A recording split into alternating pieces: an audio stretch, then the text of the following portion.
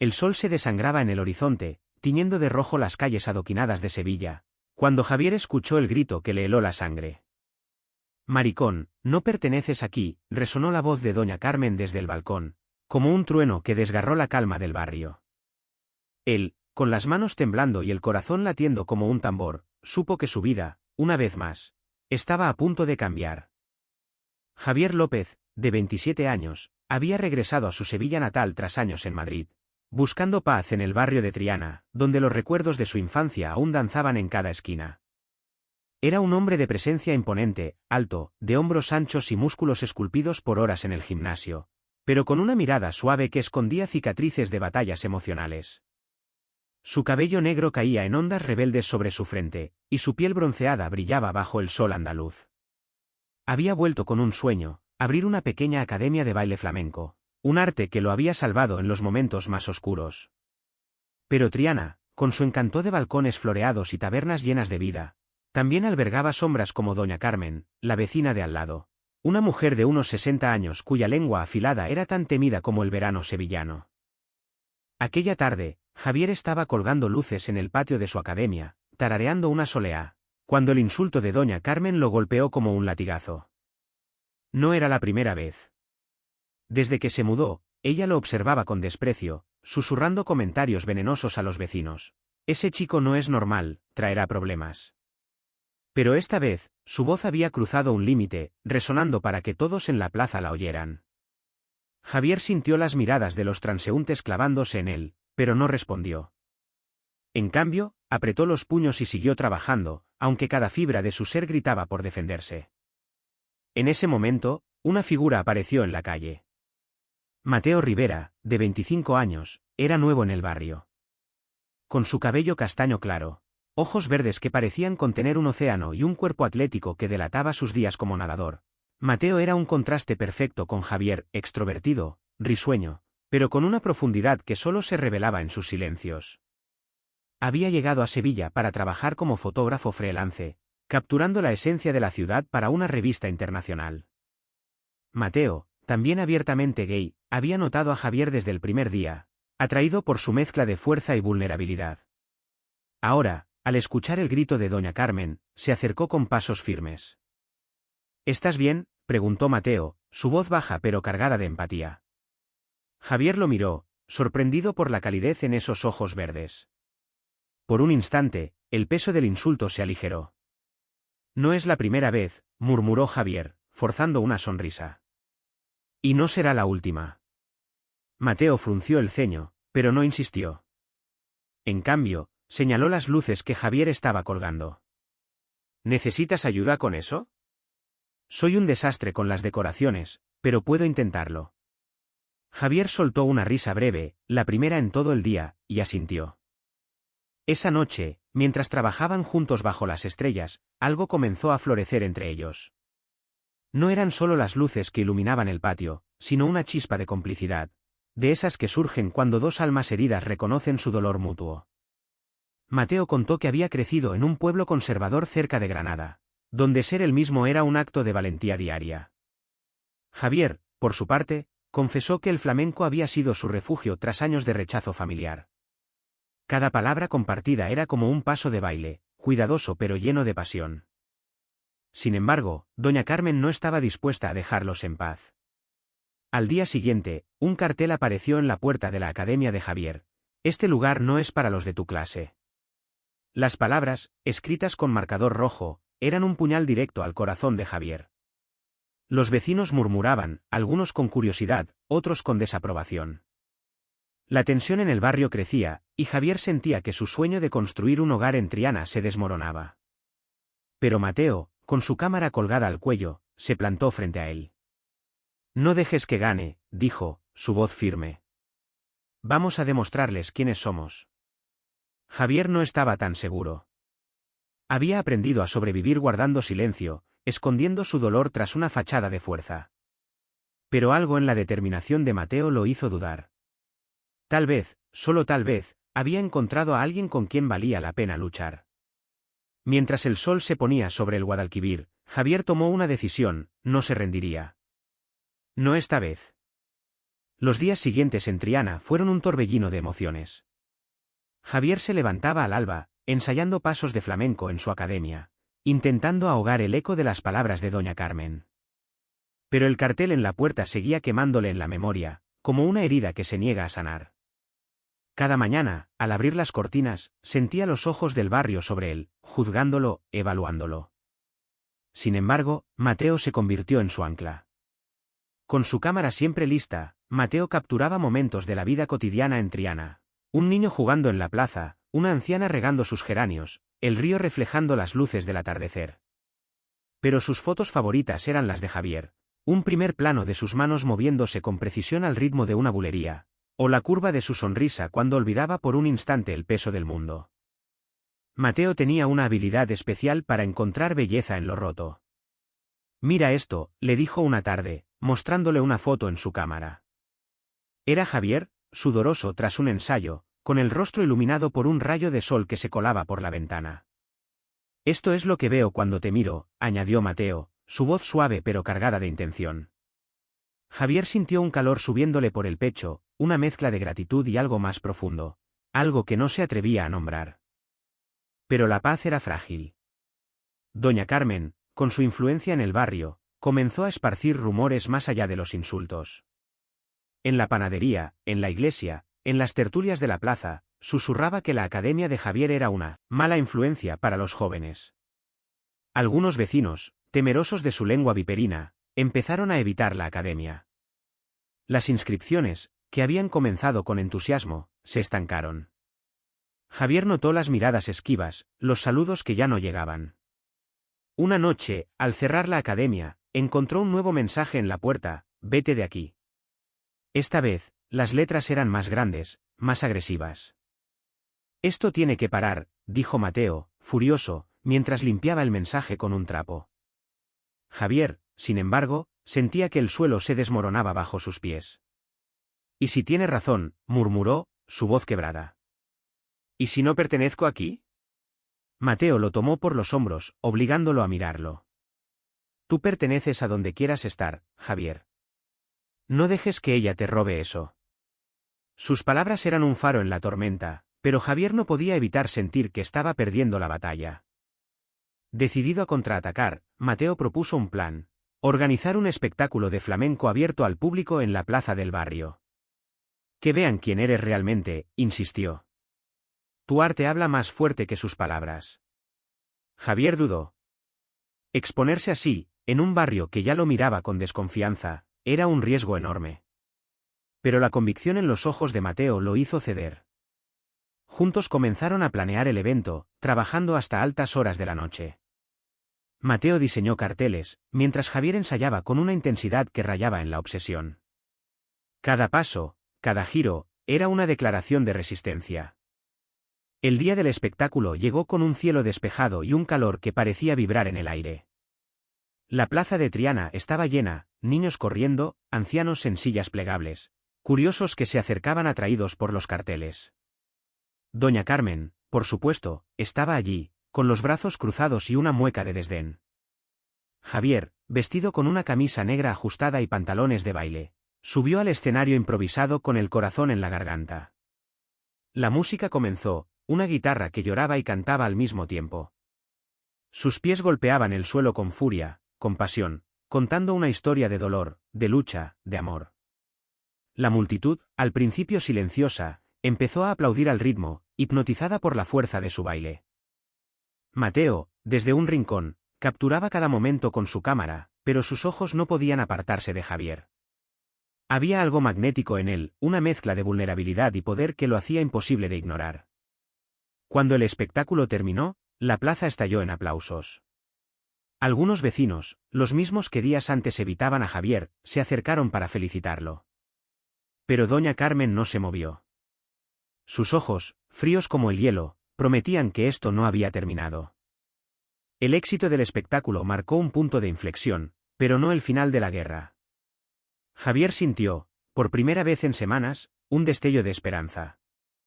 Los aplausos de la plaza aún resonaban en su mente, y las palabras de aliento de algunos vecinos le dieron fuerzas para seguir adelante. Sin embargo, sabía que doña Carmen no se rendiría tan fácilmente. Ella era como un viento del desierto, implacable, capaz de erosionar incluso las rocas más fuertes. Mientras tanto, la relación entre Javier y Mateo se profundizaba. Las tardes en la academia se convirtieron en su refugio. Entre ensayos y charlas, compartían historias, risas y silencios que decían más que las palabras. Una noche, mientras ordenaban el estudio, sus manos se rozaron al pasar una escoba. El contacto fue breve, pero eléctrico. Javier apartó la mirada, nervioso, pero Mateo no retrocedió. Javier, dijo en voz baja, no tienes que esconderte conmigo. Esas palabras abrieron una puerta que Javier había mantenido cerrada durante años. Por primera vez, se permitió imaginar un futuro donde no tuviera que luchar solo. Pero la calma duró poco. Una mañana, Javier encontró una carta anónima bajo la puerta de la academia. Las palabras, escritas con una caligrafía torpe, eran veneno puro: no eres bienvenido. Si no te vas, lo pagarás caro. Aunque no llevaba firma, Javier sabía quién estaba detrás. Doña Carmen había escalado su cruzada, y ahora no solo usaba palabras, sino amenazas. Decidió no contarle nada a Mateo, no quería preocuparlo. Pero Mateo, con su instinto de fotógrafo que captaba cada detalle, notó el cambio en su expresión. ¿Qué pasa?, insistió, hasta que Javier, con un suspiro, le mostró la carta. Mateo apretó los labios, su rostro endurecido por la rabia. Esto no puede seguir así, dijo. Propuso ir a la policía, pero Javier lo detuvo. No hay pruebas, argumentó. Solo empeorará las cosas. En cambio, decidieron redoblar sus esfuerzos en la academia. Si doña Carmen quería guerra, ellos responderían con arte. Organizaron talleres gratuitos para los niños del barrio, invitando a las familias a participar. La idea era simple: construir puentes, no muros. Los talleres fueron un éxito. Niños de todas las edades llenaron la academia, aprendiendo pasos básicos de flamenco mientras reían y tropezaban. Las madres, al principio recelosas, comenzaron a quedarse, atraídas por la pasión de Javier y la calidez de Mateo. Incluso algunos de los vecinos más conservadores, como don Rafael, un anciano que solía sentarse en la plaza, empezaron a mirar a Javier con respeto. Pero doña Carmen no cedía. Organizó una reunión en la iglesia, donde intentó convencer a los vecinos de boicotear la academia. Es una vergüenza para Triana, proclamó, su voz resonando entre los bancos de madera. Sin embargo, algo inesperado ocurrió. Lucía, una joven madre del barrio, se levantó durante la reunión.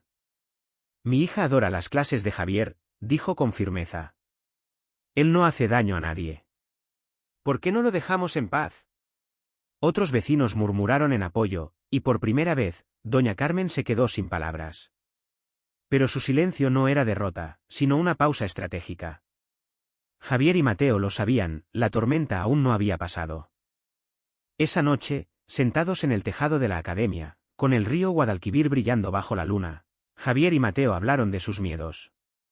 A veces pienso que no soy lo suficientemente fuerte para esto, confesó Javier, su voz apenas un susurro. Mateo tomó su mano, entrelazando sus dedos. No tienes que serlo solo, respondió. En ese momento, bajo las estrellas, se dieron su primer beso, un instante de pura vulnerabilidad que selló un pacto tácito: pase lo que pase, lo enfrentarían juntos. La primavera en Sevilla trajo consigo un calor sofocante y una tensión que se podía cortar con un cuchillo. La academia de Javier florecía, con más alumnos cada semana, pero las amenazas no cesaban. Una noche, alguien rompió una ventana del estudio, dejando cristales esparcidos por el suelo. Javier, al descubrir el destrozo, sintió una mezcla de rabia y cansancio. Cada paso adelante parecía venir con un nuevo golpe. Mateo, sin embargo, se negó a dejar que el miedo ganara. Vamos a arreglar esto, dijo, mientras recogían los cristales juntos. Y vamos a hacer que la academia sea más fuerte que nunca. Decidieron organizar un festival de flamenco para todo el barrio. Una celebración que uniría a la comunidad y demostraría que el amor y el arte podían superar el odio. Trabajaron incansablemente, Javier coreografiaba, Mateo diseñaba la promoción, y los niños de los talleres ensayaban con entusiasmo. La noticia del festival se extendió como el aroma de las flores de azahar, y pronto, hasta los vecinos más escépticos mostraron interés. Pero doña Carmen no se quedó de brazos cruzados. Envió una carta al ayuntamiento, acusando a la academia de alterar la paz del barrio y exigiendo su cierre. La queja no prosperó, pero fue suficiente para sembrar dudas en algunos funcionarios. Javier, al enterarse, sintió que el suelo se movía bajo sus pies. ¿Hasta dónde va a llegar?, le preguntó a Mateo, su voz cargada de frustración. Mateo, con su calma característica, respondió, hasta que se dé cuenta de que no puede ganar. El día del festival llegó con un sol radiante y una plaza llena de vida. Mesas con tapas, música en vivo, y el aroma de vino y flores impregnaban el aire. Javier, vestido con un traje de flamenco que resaltaba su figura atlética, abrió el espectáculo con una actuación que dejó a todos sin aliento. Sus movimientos eran un grito de resistencia, cada zapateado un desafío al odio que había intentado aplastarlo. Los niños subieron al escenario después, torpes pero llenos de corazón, y la multitud los ovacionó. Mateo, desde la primera fila, capturaba cada instante, su cámara inmortalizando la magia del momento. Entonces, ocurrió lo impensable. Doña Carmen apareció en la plaza, acompañada de un grupo de vecinos que aún la apoyaban. Con un megáfono en la mano, comenzó a gritar: «¡Esto es una farsa! No dejaremos que este lugar corrompa a nuestros hijos». La multitud se quedó en silencio, el ambiente cargado de tensión. Javier, desde el escenario, sintió que el mundo se detenía. Pero antes de que pudiera responder, Lucía, la madre que había defendido a Javier antes, se adelantó. «Basta, Carmen», exclamó. «Tú no hablas por todos nosotros. Este hombre ha dado más a este barrio en meses que tú en años». La plaza estalló en murmullos, algunos de apoyo, otros de sorpresa. Doña Carmen, roja de furia, intentó replicar, pero su voz fue ahogada por los aplausos que comenzaron a surgir. Uno a uno, los vecinos se pusieron de pie, aplaudiendo a Javier, a los niños, al espíritu del festival. Por primera vez, doña Carmen parecía pequeña, insignificante ante la fuerza de una comunidad que elegía el amor sobre el odio. Esa noche, mientras la plaza se vaciaba, Javier y Mateo se sentaron en un banco, exhaustos pero felices. «Lo logramos», dijo Mateo, su mano buscando la de Javier. Pero Javier sabía que la batalla no había terminado. Doña Carmen, aunque humillada, no era de las que se rinden. Y algo en su mirada, antes de marcharse, le dijo que el karma aún tenía una lección más que enseñar. Los días posteriores al festival fueron una mezcla de triunfo y cautela. La academia de Javier se llenó de nuevos alumnos, y las fotos de Mateo, publicadas en una revista local, atrajeron la atención de turistas y sevillanos por igual. Triana empezaba a ver a Javier no como un forastero, sino como uno de los suyos. Sin embargo, la sombra de doña Carmen seguía acechando. Aunque su influencia en el barrio había disminuido, su silencio era inquietante, como la calma antes de una tormenta. Javier y Mateo, mientras tanto, vivían momentos de una felicidad frágil pero real. Sus días estaban llenos de pequeños gestos, un café compartido en la plaza, una risa espontánea durante un ensayo, un roce de manos que decía más que cualquier palabra. Una noche, mientras paseaban por la orilla del Guadalquivir, Mateo se detuvo y miró a Javier con una intensidad que lo hizo temblar. «Quiero que sepas algo», dijo, su voz temblorosa. «Contigo, siento que puedo ser yo mismo. No quiero perder eso».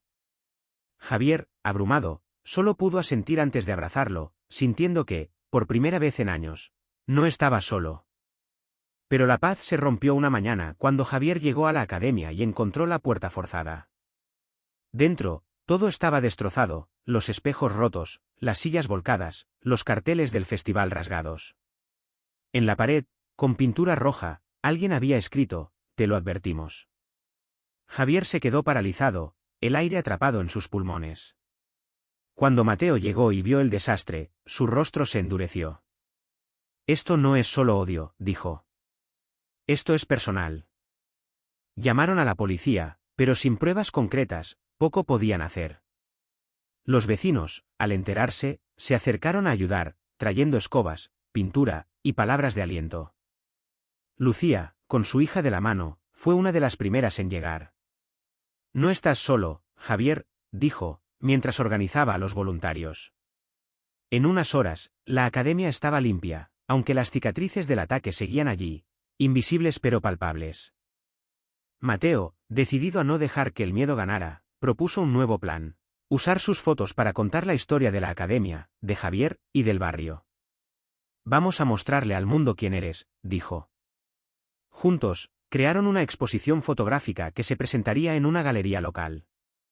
Las imágenes capturaban la esencia de Triana, el sudor de los bailarines, la risa de los niños, la fuerza de Javier en cada zapateado. Pero también incluían fotos más personales, Javier y Mateo trabajando juntos, sus miradas cargadas de complicidad, sus manos rozándose en un instante robado. La exposición fue un éxito inesperado. La galería se llenó de vecinos, artistas y periodistas. Incluso algunos de los que antes apoyaban a doña Carmen asistieron, movidos por la curiosidad. Las fotos de Mateo contaban una historia de resistencia, amor y comunidad, y tocaban el corazón de quienes las veían. Pero doña Carmen, al enterarse, no pudo contener su furia.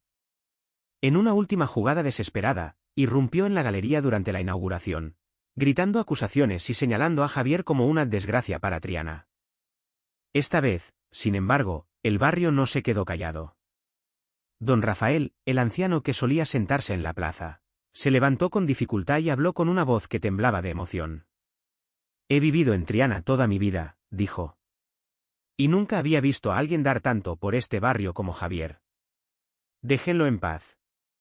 La multitud aplaudió, y doña Carmen, por primera vez, pareció darse cuenta de que había perdido. La derrota de doña Carmen en la galería marcó un antes y un después, pero también dejó una pregunta en el aire: ¿qué la había llevado a odiar con tanta intensidad? Javier, aunque aliviado por el apoyo del barrio, no podía evitar sentir una mezcla de lástima y curiosidad. Había oído rumores sobre la vida de doña Carmen, una mujer que había perdido a su esposo joven, que había criado a sus hijos sola, que se aferraba a las tradiciones como un ancla en un mundo que cambiaba demasiado rápido. Pero nada justificaba su crueldad. Mientras la academia se recuperaba, Javier y Mateo se volvieron inseparables. Su relación, aunque aún no tenía un nombre, era un refugio donde ambos podían ser ellos mismos. Una tarde, mientras pintaban un mural en la academia, una obra colorida que los niños habían diseñado, Mateo confesó algo que lo había atormentado durante años. En mi pueblo, dijo, mi padre me echó de casa cuando le dije que era gay. No he vuelto desde entonces. Javier, que conocía ese dolor demasiado bien, lo abrazó en silencio. En ese momento, supo que lo que sentía por Mateo era más que atracción, era amor, profundo y real. El barrio, poco a poco, empezó a cambiar. Los talleres de Javier atraían a más familias, y las fotos de Mateo se convirtieron en un símbolo de la nueva Triana, diversa, vibrante, acogedora. Pero no todos estaban listos para aceptar el cambio. Una noche, Javier recibió una llamada anónima. Una voz distorsionada le advirtió: si no te vas, alguien saldrá herido. Esta vez, la amenaza iba más allá de palabras o destrozos. Javier, por primera vez, sintió miedo de verdad. No por él, sino por Mateo y los niños que confiaban en él. Decidió enfrentarse a doña Carmen directamente. Una mañana, con el corazón latiendo con fuerza, llamó a su puerta. Cuando ella abrió, su rostro estaba endurecido, pero Javier vio algo nuevo en sus ojos: cansancio, tal vez arrepentimiento. No quiero pelear, dijo Javier. Solo quiero entender por qué me odias tanto. Doña Carmen lo miró en silencio, y por un instante, pareció que iba a hablar. Pero entonces cerró la puerta sin decir una palabra.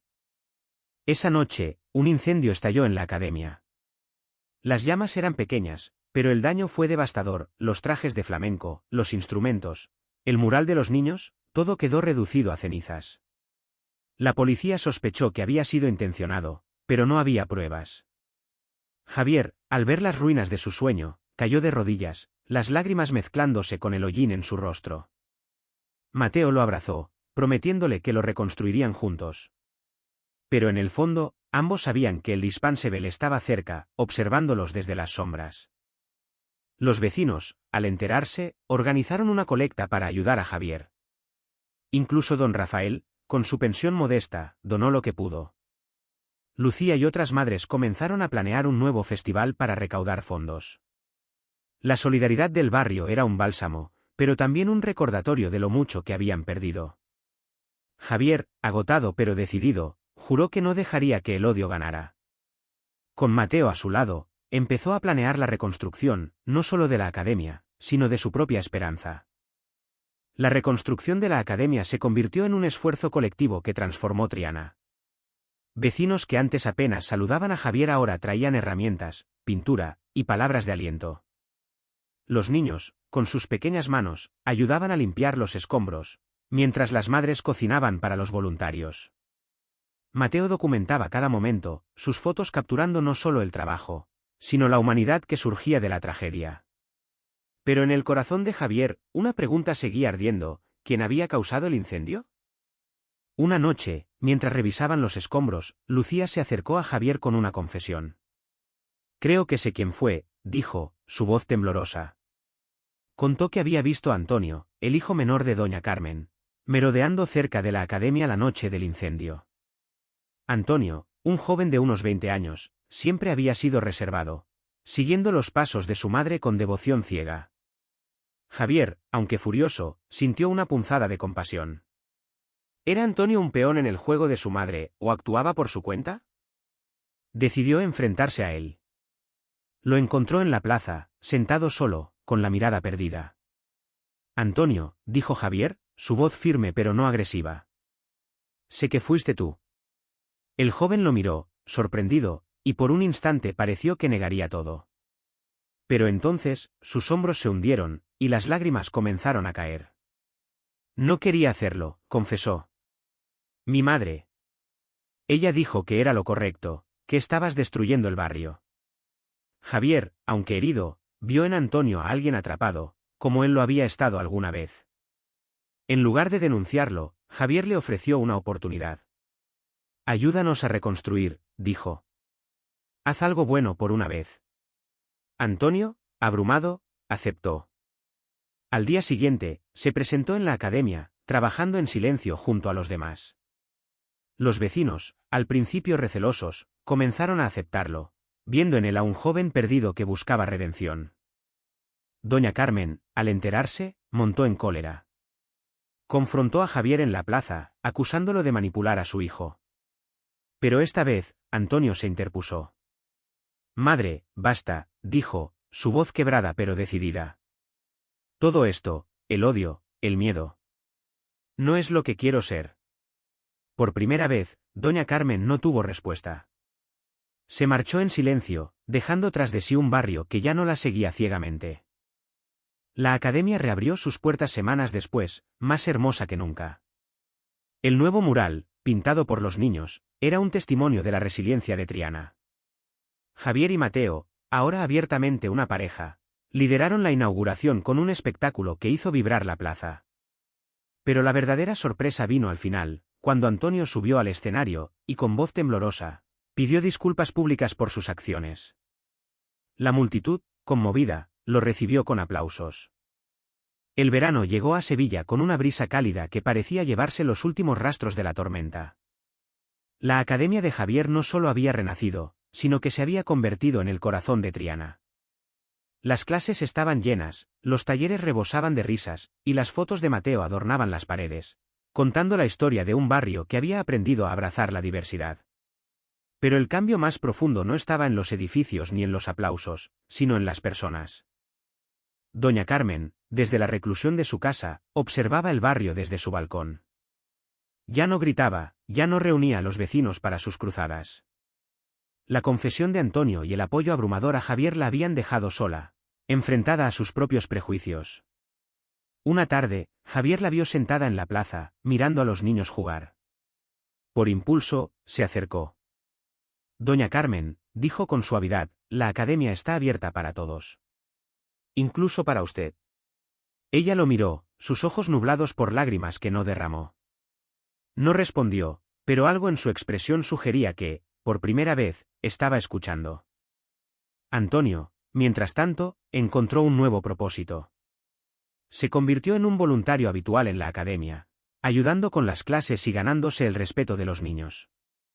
Su transformación inspiró a otros, y pronto, Triana comenzó a hablar de él no como el hijo de doña Carmen, sino como un joven valiente que había elegido un camino diferente. Javier y Mateo, ahora viviendo juntos en un pequeño apartamento sobre la academia. Encontraron en su amor una fuerza que los sostenía. No todo era perfecto, aún había miradas de desaprobación, susurros en las esquinas, pero ya no les importaba. Habían construido algo más grande que ellos mismos, una comunidad que celebraba la humanidad en todas sus formas. Una noche, mientras bailaban juntos en la academia vacía, con solo la luna como testigo, Javier susurró: «Gracias por no rendirte conmigo». Mateo sonrió, sus ojos verdes brillando. «Nunca lo haría», respondió. El karma, como un río que fluye sin prisa, había hecho su trabajo. Doña Carmen, una vez la voz del odio, ahora vivía en un silencio que la obligaba a enfrentar sus errores. Antonio, liberado de las cadenas de su madre, encontró su propia voz. Y Javier y Mateo, contra todo pronóstico, construyeron un hogar no solo para ellos, sino para todos los que alguna vez se sintieron fuera de lugar. La última escena de esta historia no es un final, sino un comienzo. En la plaza de Triana, bajo un cielo estrellado, la academia brilla con luces nuevas. Los niños bailan, los vecinos ríen, y Javier y Mateo, tomados de la mano, saben que han ganado algo más grande que cualquier batalla, la libertad de ser quienes son, amados y aceptados en un lugar que llaman hogar.